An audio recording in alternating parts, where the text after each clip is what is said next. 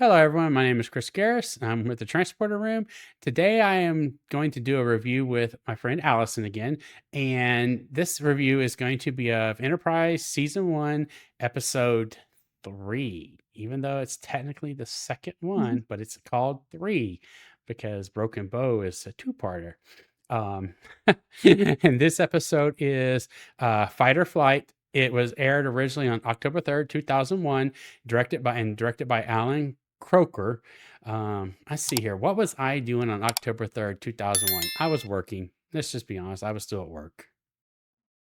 Yeah, I mean, I was in college, so I was doing collegey things. So getting ready for my college boyfriend's birthday, which would be in a little over a week. So maybe maybe this was when parent weekend was, which was great because his parents came out, my mom came out, and to come see Vermont, which is beautiful in the fall. So really pretty trees.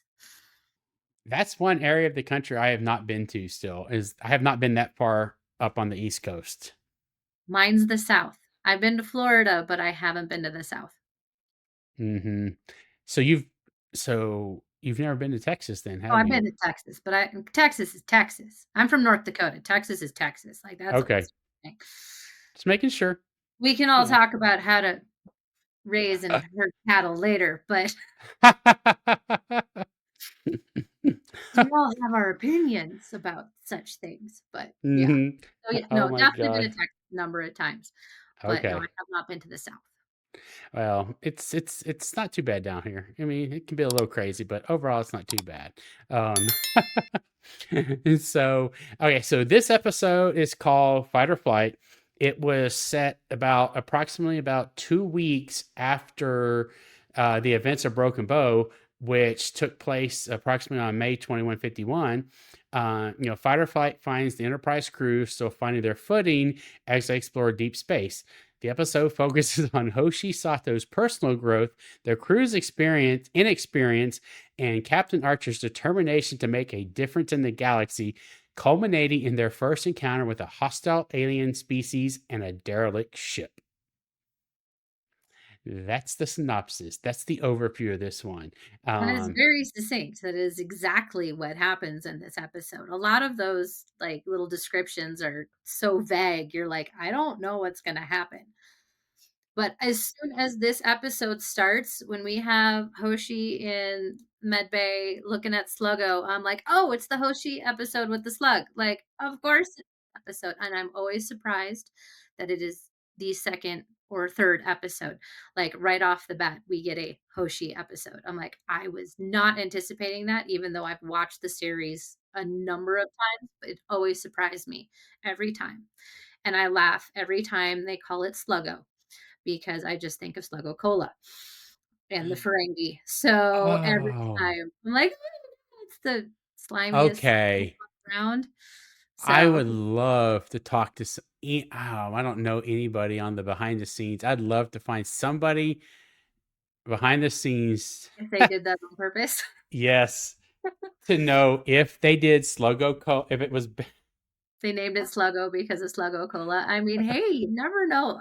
I mean, this crew and writers did tend to, kind well, of remember, they all went it was they all migrated. all migrated, and sometimes we didn't say in the first review on the first episode was at this time, I think almost the entire crew, they were going into like year 18 or somewhere in that time frame When from from when TNG. yeah. Yeah, That was one which thing, I read that Scott Bakula was actually a little bit worried about, is they only had a week off from the end of Voyager for the crew before they started working on Enterprise. He's like, "Are they gonna, like, care? Or are they just gonna be like, 'Ah, we've done this so much, just, come sit in the chair and we'll shoot you, it'll be fine.'" But he was very, very impressed with how much they cared and wanted the best out of this. So he did speak about having a little bit of a trepidation about that I read on Memory Alpha. that's good to know. I didn't realize that he had any real issues like or concerns, let's just say. And they did not hold up and last long, but he was like, "Are they gonna?" Because I mean, yeah, so many of these people. had been on Star Trek for since the beginning of Next Gen, so years and years, but they loved it. It was their world that they created, and they wanted to make it the best they could. I mean, listening to the Okudas and Doug Drexler and Michael Westmore, they love Star Trek, and it was and still is, the favorite jobs they ever had. So Yeah. And as we go through the series, we'll learn stuff about, I don't want to get into it right now, but some of the pitfalls that did plague the series mhm. that were out of their control. Oh, yeah. Um, that were really out of their control.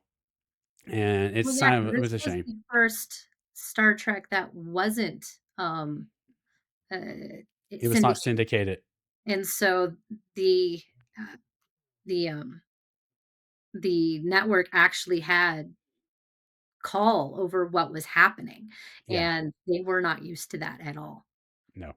It was rough at Yeah. times. So, but that'll be for the wrap up on the series. And oh, we'll be able to find some stuff on that. So, so it was a surprise for me. Like you said, I was not expecting us literally to open up with Hoshi looking at a slug full face. And, she was just so, it begins with her sitting there and, loving, she's having a struggle. She's like, oh, why did we take him out? Or her. Did she, Her, was it yeah. her? Yeah, she Her. always called it her, and Phlox is like, "It's a slug." It says it to be gendered, like, "It's a Yeah. slug." Mhm.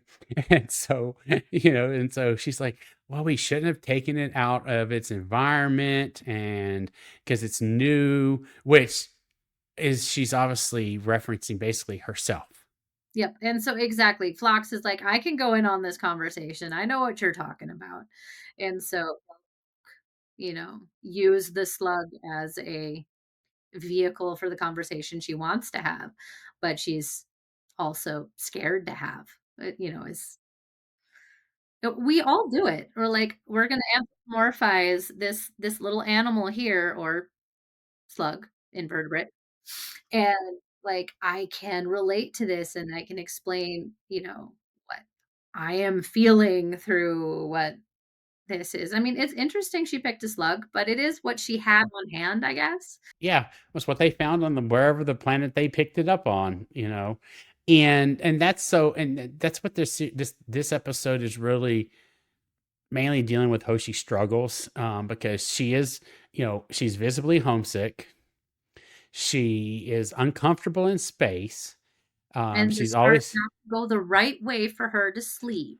I know, and that was, again, so that's what it's like. She's complained about the ship's creaks, and from like the previous episode, it's vibrating too much, and I don't remember something said maybe her proximity engines, but it wasn't that. It was more about her, that the stars are going the wrong way.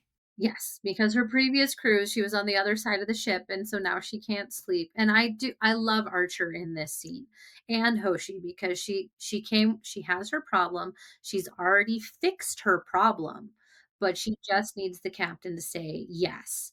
And really, he's not going to say no because they've already agreed to it and it's going to make someone happy. Like, of course you can, but, I did like that she actually came with it fixed. Like, "I have a problem, I fixed it, as long as you say yes." So, it also occurred to me that, like, on Next Gen or Deep Space Nine or Voyager, they wouldn't go to the captain with that question, they would go to the first officer. And so since their first officer is DePaul, they're not gonna go to her with these type of problems, they are gonna go to Archer. So I did think that was a nice little nod to how the dynamics on this ship do work. Yeah, I mean, oh my god, could you imagine them? Oh, just with the just with DePaul, I'm the upset with my room combinations, I would like to change them. No, you're fine. Yeah, Yeah, you're fine. That's illogical, Hoshi. yeah, It should not matter. It's just the stars. yes. Close the You can get blinds. used to it. It I Yes, get used to it. yeah. Oh my god. And So, see, yeah. No, it's much better That's having her go to Archer than go to T'Pol. So, yeah. oh my god. And then, and because so that's where we start with Hoshi, because not we start with Hoshi's story, which then progresses into the rest of the crew, is honestly they're just getting restless. And because when Archer, because T'Pol comes to Archer's quarters, I think it was his quarters or his ready room, one or the other, and there, he's, basically complaining because we've been out here for 2 weeks and we haven't run into anything. We're going warp 4.5 or warp 4 and there's nothing. And she's like, well, Captain, space is big, but we're going warp 4. And it doesn't matter. It. And and it makes me think about, like, if we had the ability today to do those types of speeds, God, how long would it be before we hit another planet or something? So I mean, I mean, still super far because what? It's warp factor 1, 2, so it's exponential each time we go up, right? I think that's how it works. And so the difference between warp factor 4, which what they're going at, and then warp factor 5 is huge. So it does, and especially because a lot of, again, for us who grew up on, next gen and maybe not Deep Space Nine because they didn't travel as much, a little different. Voyager, where they're going, when we're doing something fast, or we're going fast. So, but I do really like it because it shows the vastness of space, especially when we're going at a slower speed. Even though I complain, I'm like, it's a warp factor 5 engine. Like, why are you going at 4 all the time? That's still like tapping out. You're going at 80% of your engine's capacity. You're gonna burn them out. You should be going slower. But again, if there's nothing they're going to, I could see why they're trying to get through the nothingness faster. so that made me just, that scene just made me think of something though. Um, if they have the Vulcan star charts, supposedly from the for the first episode, um, why don't they just, I don't know, I think I'm answering my own question because, they have the Vulcan star charts, but the Vulcans don't explore per se like humans want to explore. So Exactly. I So think I answered my own question. it's like all of our explorers who went to do the ocean the first time. Like, here's what this explorer found, and now I'm going to use this knowledge, but I'm going to go slightly different so I can find something else. And so I do think that's what's going on there. It's because they went like, yeah, this thing's over here, but we didn't actually go and look at it, but we saw it from our sensors, as they're got to say that correctly. Yeah, and see, and that's the thing. They use sensors. They don't want to use these sensors. They don't want to go and touch and Yeah, feel. Whereas the Enterprise crew, the humans, want to do that. And so, so we but learn. that's how we learn correctly. Correct. Mhm. And is also probably why we shouldn't do that because then we screw crap up. Yeah, and then we have to go hang out in the decon chamber. Well, I'm So not going to we touch get that one. introduced to the mess hall scenes, which I love the mess hall scenes. I think they are a great addition to this show. Not just, eating in the captain's mess, like the actual mess hall. And I love Trip coming in and going, somebody's like, "I got a seat for you." He's like, "No, no, I'm gonna go sit with Dr. Phlox." And then Phlox hands him a half-bitten potato, like, "This is delicious. You should eat this." And Trip's just like, "Okay, I'll go for it, but this is so weird." But I love that that is one of the ways that Phlox is experiencing humanity is through our food, Yeah, and 'cause that's he already exactly what I wrote down. I 'cause he said, loves Chinese food, so we already know he was having fun in San Francisco, and then he's mhm. to continue to do that. So Oh I think yeah. it's a great way to discover humanity. It's how I prefer to discover Oh humanity yeah. is it's my favorite. Well, and Flox is what he's saying. When he's sitting, he's literally sitting in the mess hall, or and, and he's telling Trip about, okay, which is, this one's a little gross when he's like, have you ever smelled whatever lieutenant or crewman, blah blah blah, when Oh, they're when they're after working out. Yeah. after awaken their sweat, and he's like, no, and he's going on, and then he talks about, then the one that he says, well, those two over there look like they're about to mate, That's and where you would watch Humans in the Wild, is the mess hall on a ship. So, yeah, he is in a his own nature show. yeah. Well, it's just like when you go to the mall and people watch. If you want to sit, down in the the mainware or up in the food court. So Yep, he's doing a food court watching. He's looking at the exactly. animals in the lab, but he's having so much fun because for him, for one, it's his first time to do this, and that's just his nature. He's such an explorer and a scientist. You know. Exactly, and he's so excited to be with humans on their first adventure out into space. He's like, "How often do you get to do that with any culture? Be there for when they first start exploring." And so, yeah, I think Mm-hmm. Fox is a great character Oh yeah. because he's open, Mm-hmm. open-minded, and is here for the experience of what is happening and doesn't Yeah. have any preconceived notions of what this should be. No. And John Billingsley was the perfect actor for that. That Yes. just I can't in my brain, I can't see anybody else but him. And what's so fun, and I cannot wait till the day I actually get to meet the man, because I really feel like John Billingsley as a human is the same. He has the same attitude, demeanor as Phlox. Yes. Yes. He is a caring person. Oh man, yeah. Oh, yes, John and is he is. one. He's somebody I want to have on here one of these days. I just haven't been able to make that happen yet. Um, oh, I was going He to loves ask. talking about his charity, so I know. Mm-hmm. I've Hollywood Food Coalition, we gotta say it. Hollywood Food Coalition. Yep. I've brought that up. Now I loved how, and again, I just realized this. They're once again they are pairing Malcolm and Travis, because now that they're both in the weapons bay running, weapons simulations, and as usual, Malcolm is, being Malcolm, he is all grumpy because they left space dock without their weapons installed, basically, or being properly functioning, which is true. They shouldn't have I done it, but of course they were going to because they were yeah, on a time crunch that was yeah. and yeah, but Well, and he would be upset. I mean, as the armory officer, he should be upset, and I do like that it is with Travis because he's the pilot, so hmm. I'm sure their sensors go together, and Oh, well, so he's got to help aim and move the ship and all that stuff. So yeah, they absolutely have to work together.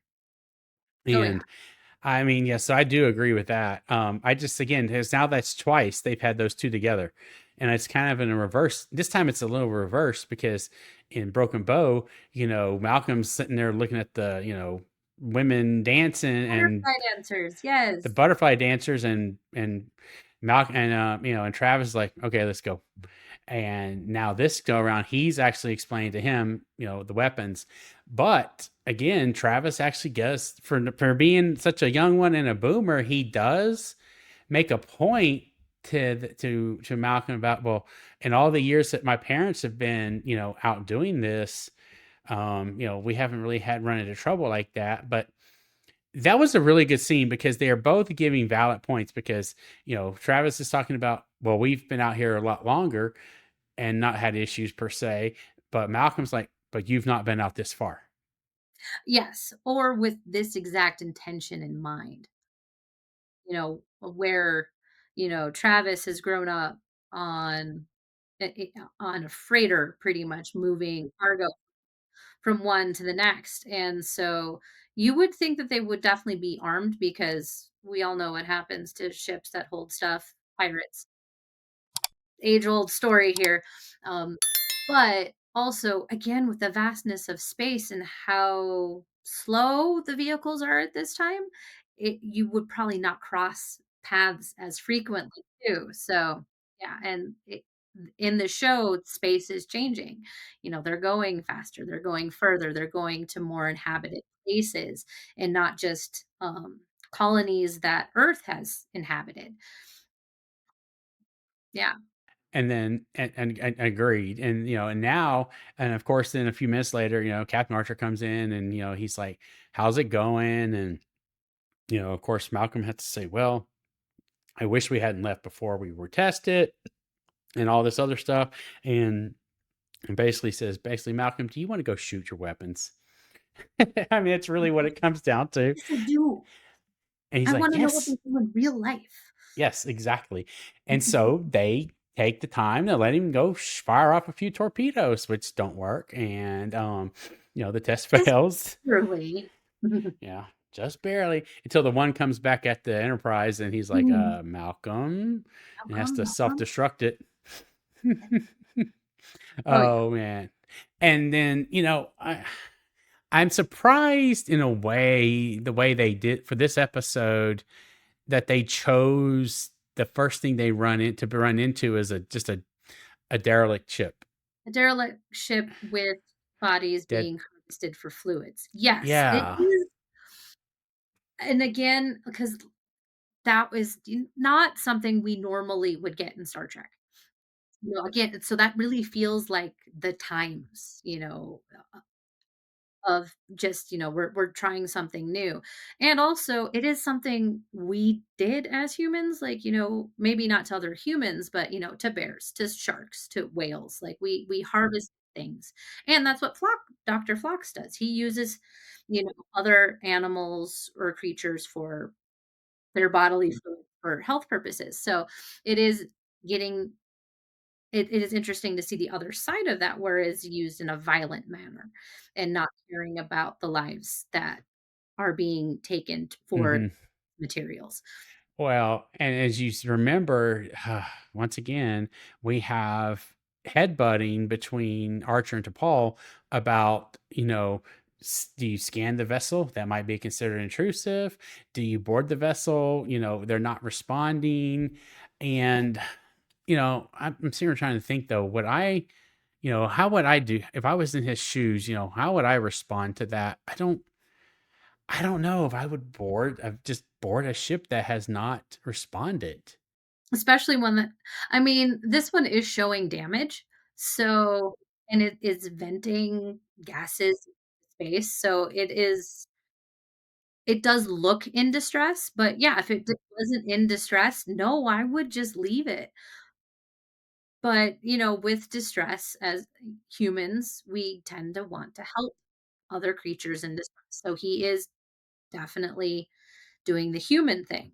Whereas again, this Apollo's Vulcan, and it's just not the Vulcan thing to do that. So Which makes me thankful. I would not want to be out there needing in distress and not able to send a distress signal, because the mhm. Vulcans would just go, Maybe if there's a distress signal and you're actively asking for help, then well, maybe. yeah. But I'm But saying if if I it's, didn't have a distress signal, but I was in distress, yeah, no, it's true. But then they're there's just also gonna. the whole time, because again, this is before the Federation is, you never know who's going to answer your distress call. Are they actually True. going to help you? Yep. So there's that question too. So I think they're setting that up a little bit in this episode, that the universe or the galaxy that they're in is very different than the one that we've been playing in all of our other Hmm. Star Trek shows. Like this one True. is not nice and friendly. Yes. And well, and that's something we didn't talk about in the last episode, but I I I kind of just laughed. There was two times they made a comment about, well, do you expect them just people? Oh, I think they make come. Do you expect people to be shooting at? Oh, maybe it's this. Do you expect people to be shooting at us? And the other one, also Archer makes a comment. I hope we don't have that issue again, like being attacked. And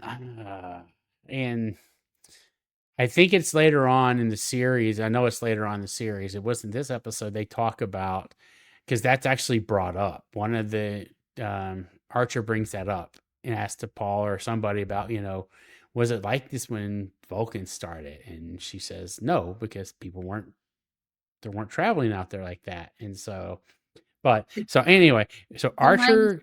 like the galaxy was a lot less crowded when Yes, we went out. Something like correct. that? Okay. Yes, it is something like that. Yes, there was a lot fewer people that had warp capable, and so on and so on. So, but and it's true, and it makes sense because I mean, as we find out later in the series, they've been traveling at warp since the 1950s. Yeah, even before. I'm really looking forward to that episode. And it's a great episode.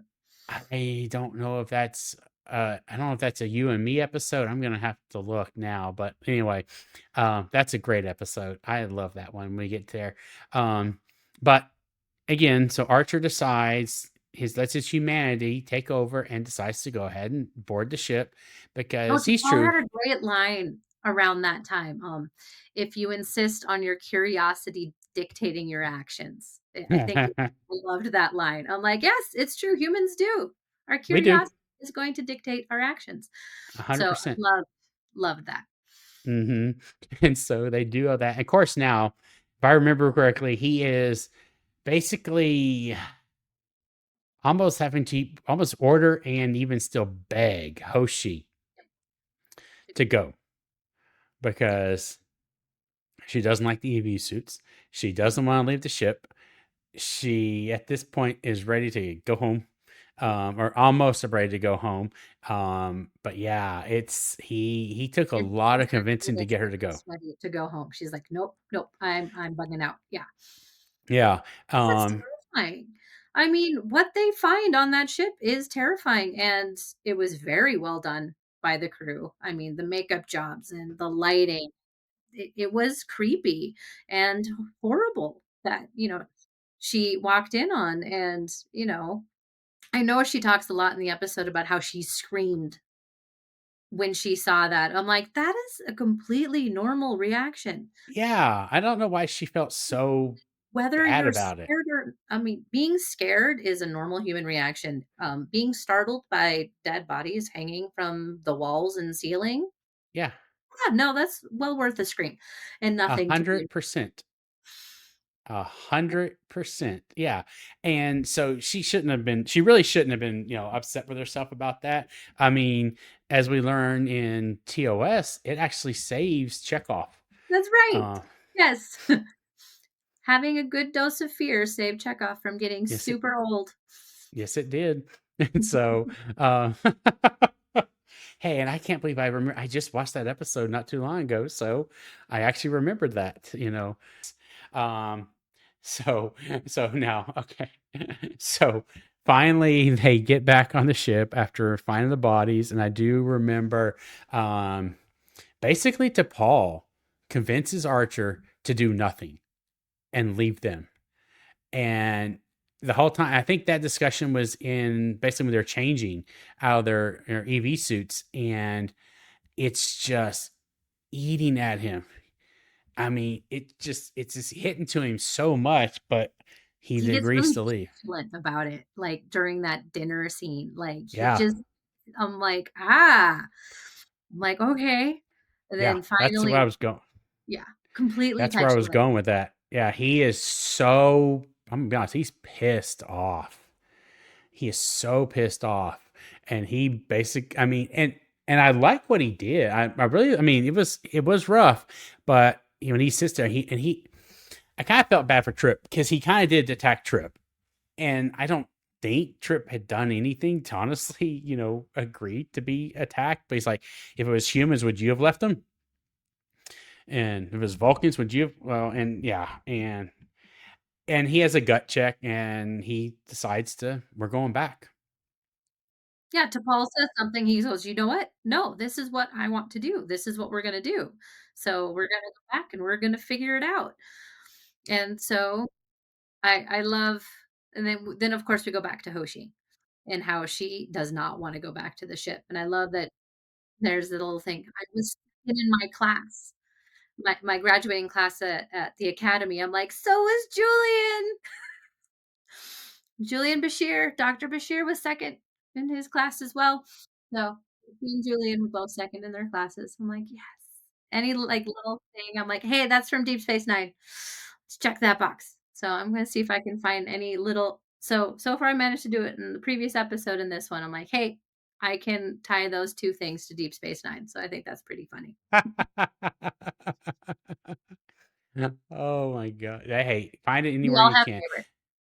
Well, and I have found as we go through these series, I found so many tiebacks to just start TNG and just the franchise in general. And I like it so much. But yes, he did convince her to go back. She still does not like it at all. Um, and if I remember, as they are, over there, they're trying to retrieve the bodies and all that stuff. Their aggressors return, the bad guys return. And what was I'm sorry, again, poor Hoshi picking on her, but when they were coming back to the Enterprise and she closes the window on the Oh, shuttlecraft. yes. Yes, that was really funny. She's like, "Nope, I don't wanna see it." Like, "Nope, it's out there, it's happening, I don't have to see it." She Yeah, can hear it and feel it, but she does not want to see we can take one of my senses away, like, that's okay. it. Yeah. That was so funny. And she just like, I'm done. Um, And so, uh, but how they're back on the Enterprise, and and they're trying to, they're basically under attack. And of course the weapons are not working still because they're not aligned. Um, but this scene that comes up next really is when the Axanar, what's it? Axanar, they show up. And this is really the turning, because again, like you said, this is really a Hoshi episode. This is her where she shines, and it's her turning point, because they're basically getting shot. And Archer's like, look, Hoshi, you're it. Yeah, like, if the universal translator is not working for you, you have to do it on your own because we need their help, and we can't do it without you. It's just you. And, I do like that we have 2 very young people on this crew, Travis and Hoshi are very young. And I like that we're showing that the weight of these situations is heavy for them, and we're letting them grow into them. You know, Travis will be further along in the series before we get to watch him grow, but, I mean, we start with Hoshi, and she is a young woman who is an academic. And so this is completely out of her wheelhouse. And as much as she loves the puzzles of language, being shot at while trying to figure them out is probably not what she thought she was signing up for, or that everyone's life would depend on her doing it quickly and correctly. So yeah, I do like that they show that and they show it well. And Linda Park does a fabulous job acting it. Oh yeah, she does a great job. And and that's the thing, she perfects the translation, is finally able to send that message to them, like, hey, we're not the ones, we're not the ones that did it. It was those guys out there.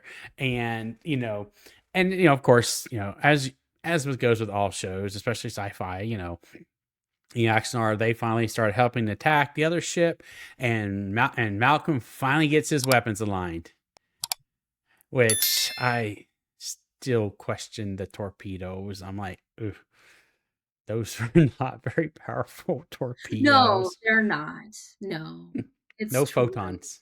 Yeah. They're just And torpedoes, yeah. I know. And I laughed earlier, and I was thinking about it, and I kind of I just thinking about earlier in the series, in the scene when they're in the torpedo, the weapons bay and doing the stuff. I can't get out of my head the scene from next Star Trek Generations. That'll be installed on Tuesday. Oh, yes. Oh, on the Enterprise B. Yes. And I'm sitting there Everything is thinking, gonna be installed on Tuesday, yes. and that's what poor Malcolm was dealing with, kind of. They left space dock. Well, that's on Tuesday. Yeah, on Tuesday. Yeah. Yes, that was a really funny bit of that movie. Yeah. And so the episode basically ends, and they actually have a friend ish. I mean, they made a friend, their first somewhat semi-successful first contact as humans. Because as much as we'd like to say, they had first contact with the Klingons, and that's never good. Period. The Klingons don't do first contact. Well, and this is one that, like, we initiated, whereas Yes. Vulcans came to us, Mm-hmm. Fulabons came to us, Klingons came to us, but this one, we Initiated. actively spotted out a situation that we thought we could. Mm-hmm. So I think thinking of this as humans first contact actually works really well because this is our first, at least in the show, that we've reached out Mm-hmm. to another civilization and like, hey, Um. this is who we are, Mm-hmm. and we would like to know you. And Yeah. yeah, Well, and it's the first time. Yeah, it's true. It's our first time to be help, to give help, and not need to help. Which again, later on we have to need help. But no. And like I would say, and for my kind of semi closing remarks or whatnot, it just Archer reflects on he reflects on the lessons learned, and and honestly he praises Hoshi's perseverance, which is bolstered by her success in actually talking to those people, to the Axanar. And honestly, I think what gave her the most relief was when she released Slogo into that gas giant's atmosphere and allowing her to grow. she always called Sluggo her. My I have a nit. I'm like I understand for Hoshi's story of why we have to put her back and put Sluggo into their own, type of habitat.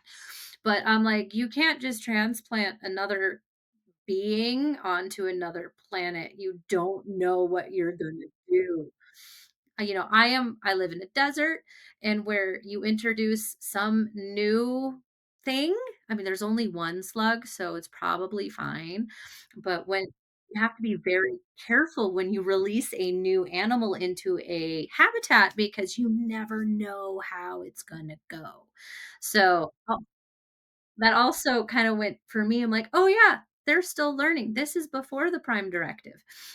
This is before all of these things where they're like, no, no, we're just going to put this slug on this new planet. And I'm like, I mean, it's only one. It's probably fine. It'll probably just live It'll in, probably have get, a let's just be lifespan. honest, it And probably get eaten.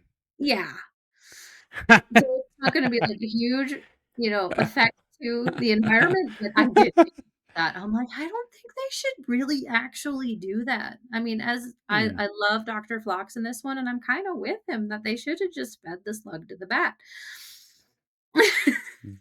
Damn. I know, I'm heartless. Golly. What? Then Well, what's but I had not thought about it like that, but you're right, because I mean, again, it's a slug, so it's not that it's this going to is go that far. fun.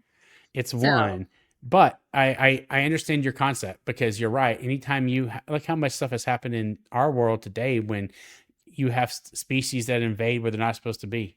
It tumbleweeds. destroys it. We'll talk about tumbleweeds all day long. They are not from the United States. They Yep. are from Russia, and they are everywhere in the Southwest. They've Mm-hmm. gone through radiators on cars I've been in. Like, they're terrifying. So Oh yes, I wow. do have, some personal issues with you don't transplant stuff. You never know what's going to happen. Well, that makes sense. That really is a good one. And I'm trying to think if I really have any nitpicks for this episode. That's my Um, only. I thought it was well acted. It's a good yeah. story. It's surprising that out of the bat we get a Hoshi episode, Mm-hmm. but doesn't mean it is not well done and it is an Yeah. enjoyable episode to watch. Yeah. And that's actually no, I don't think I have any nitpicks. Now in the next episode, I might Strange New World, but that'll be probably somebody else I'll be discussing that one with. But um, yeah, I have some ideas about that one. I mean, to give a little preview, I think T'Pol was probably right. You probably should have used sensors and probes, but once again, the humanities need to touch and go and explore with our own eyes bites us in the butt in the long run. Sometimes we have to learn via consequences, Mm-hmm. good or bad. And yeah, and I think that this show shows us a lot that we went out and we learned by our consequences. Mm-hmm. And sometimes it was really good, and sometimes it was horrifying. Because I know I do get to review Shockwave with you at the end of the Yes. season, so that is a good example of horrifying. Yeah, Yeah. it really is. All right. Well, I think we have beat this one to death tonight. And once again, I can't thank you enough for doing this and for being a co-host with me. Well, And thank you. I look forward to doing this again very soon. So So I do I. will talk to you later, Allison. You have a good evening.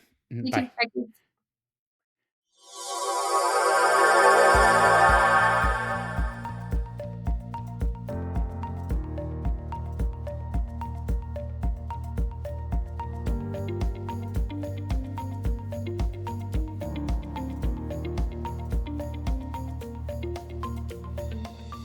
Thank you for watching The Transporter Room. For just $5 per month, enjoy ad-free access to this episode and all previous ones, plus exclusive bonus content. Sign up now on Patreon.